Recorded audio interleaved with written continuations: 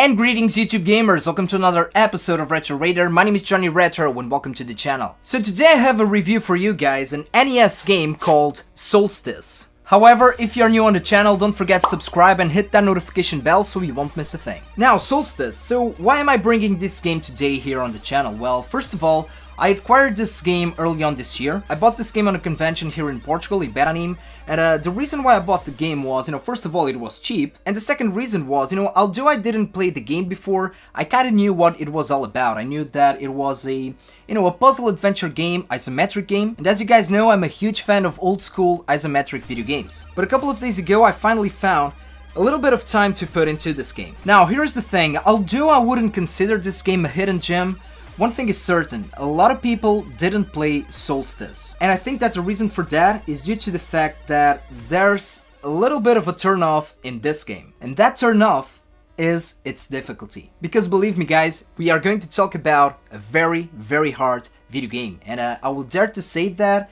it is one of the most difficult games that I've ever played on the Nintendo Entertainment System. It is one of those games where you need to put some time and effort into it. There's definitely a learning curve here, but the selling point on this game for me and the reason why I think this game is amazing is the gameplay. So without further ado guys, let's jump into the review of Solstice on the NES right after this.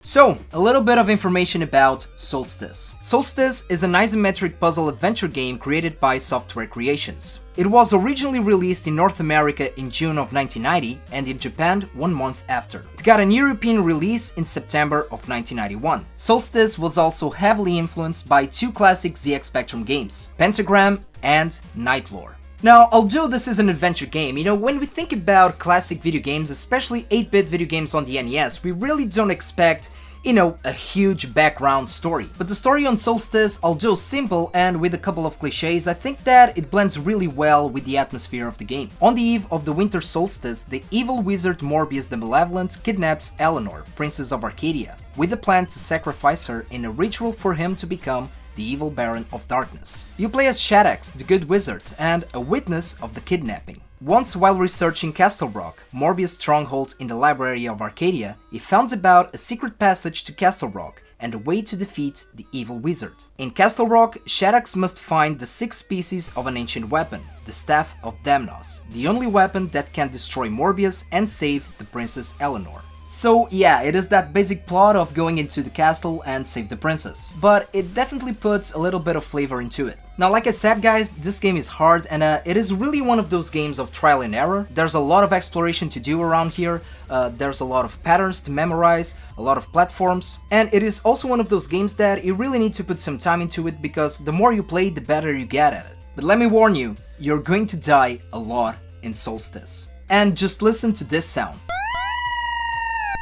This annoying sound will haunt you forever after playing Solstice, because this is the sound that you hear when you die, and you're going to die a lot. And when you die in this game, you pretty much start all over from scratch. And without a saving or password system, well, that can be a little bit frustrating. And I have to admit this to you guys, because I kinda cheated a little bit. I played this game on the Retron 5 to capture some gameplay footage, and I did use save states. And although I like to experience the games the way they were planned, I really suggest you guys just to, just cheat. You will go from room to room, avoiding enemies, obstacles, solving puzzles, and a lot of platforms. Now, the controls of the game are good, but keep in mind that this is an early isometric game. So precision and tight jumps is key to beat this game. Now the puzzles, well, the puzzles of the game are clever and fun actually, but it gets harder and harder along the way. Although, you will find a couple of items that will make your life easier, like the magic boots for example, that allow you to jump higher. You will also find hats, which basically gives you extra lives, and coins, which are used for credits in this game. So if you're playing Solstice without save states, well, just keep a couple of those in your pocket.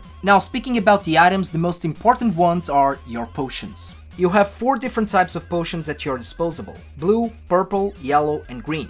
and at the beginning of the game you have 2 doses of each. So blue is the potion that makes you invincible. It is pretty much a magic shield that you can use for a certain amount of time. Then we have purple, the potion of destruction. This potion will allow you to destroy all monsters and blocks in a single room. You have yellow, the time freeze potion, which like the name says, it freezes time. Last but not least, you have the green potion, and this is probably the most important one. The green potion will allow you to see hidden platforms in a room. So for example, if you use this potion to reveal an obstacle and then you die, when you come back to the same place, well, you can save your potion. You can also make different combinations with the potions, and that will make your life much more easier along the way. But it takes a little bit of practice to do that. You can refill the potions along the game, but this will be scarce, so inventory management needs to be taken into consideration.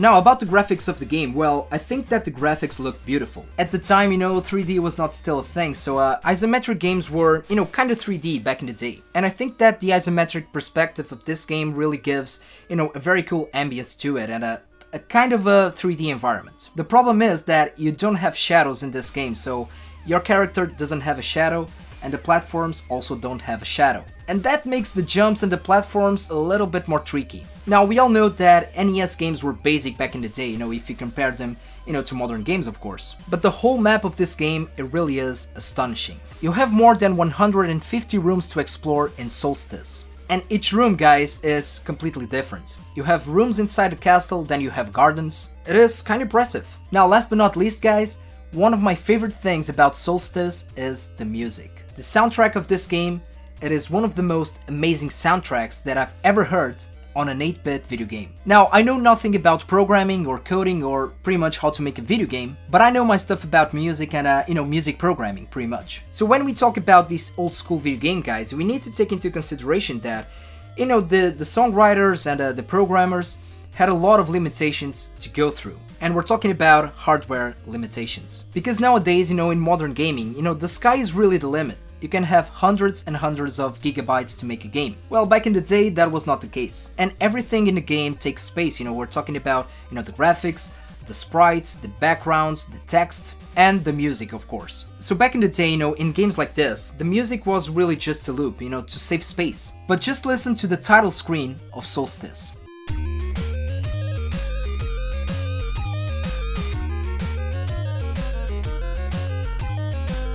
We are talking about a full song with no loops, with a beginning, a middle, and an end. And this is really a complex song if you listen to it. There's a lot of stuff going on at the same time. Now, the music of this game was written and composed by an English composer, Tim Follin. So I did some research because I never heard this name before, but after looking at the whole resume of this composer, just take a look at this. So I have a list here, and this is just a small taste of the work of this guy. We're talking about Lamblings, Batman Forever, Gauntlet 3, The New Zealand Story, Ghouls and Ghosts, Bionic Commando, Bust-A-Move 4, and Echo the Dolphin on the Dreamcast. So I bet that a lot of you heard some scores of Tim Follin. And this is just a little bit of trivia for you guys, because you know that NES games are different, in the PAL regions and the North American region. 60Hz and 50Hz. Now the games run a little bit faster, and the music also changes the tempo when it comes to 60Hz, but the original soundtrack of Solstice was written for the PAL region. So the 50Hz version is the original one. And last but not least, guys, although this game doesn't have, a huge following, it definitely left a legacy. First of all, it got a sequel on the Super Nintendo and the Super Famicom called Equinox. Unfortunately, I've never played that game before, and I don't think that I've ever seen a copy of it. But it is one on my wish list for sure. And this game also influenced other games of the same genre. Even modern games like this one, Lumo. Lumo draws a lot of influence from Solstice. And this is a great indie title right here, guys. It is available pretty much in all of the platforms. You can get this for Windows PC, on the Nintendo Switch, PS4, Xbox One, and PS Vita. And this pretty much concludes the review, guys. And here's the thing, when I make these video game reviews, I don't make them with the intention for you guys to go and play the games.